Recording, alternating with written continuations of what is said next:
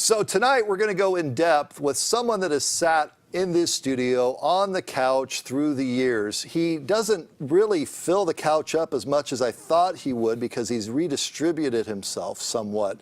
Leaner, faster Christian Kirk, future first-round pick, and I mean future like in April. And it's nice of you to come on in. The former SAG-U and Texas A&M star.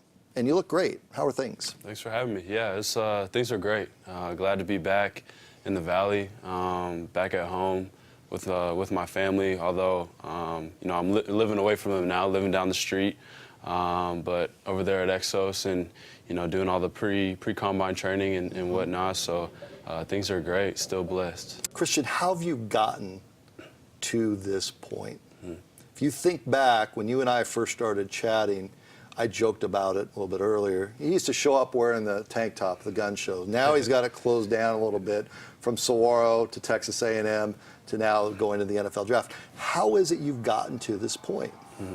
Well, kind of like we were joking about earlier, I always come in here straight after a workout, kind of like I did today. But I think that's the key. I think it was, all the work that I was putting in. I mentioned it so many times before. When nobody else was watching. And all the extra work, whether we had workouts or not, it's, staying 30 minutes after, whether it's rehab or flexibility or getting extra catches or whatnot, whether it's film review, just setting a vision. I've always had a vision of where I've wanted to be. I've always had goals, and whenever the going gets tough, and I'm hurting during a workout or something's just adversity strikes, that's the only thing I play over and over my head is what I'm trying to accomplish, and that's what just keeps motivating and fueling me to get through that. So I think that's been the key, is just being consistent with what I'm doing all the little things to try to be great, and just going out there and executing. It's the whole idea of there's somebody somewhere in this world that you're going to line up against. You don't know who that somebody is, you don't know where they are, and you don't know how hard they're working.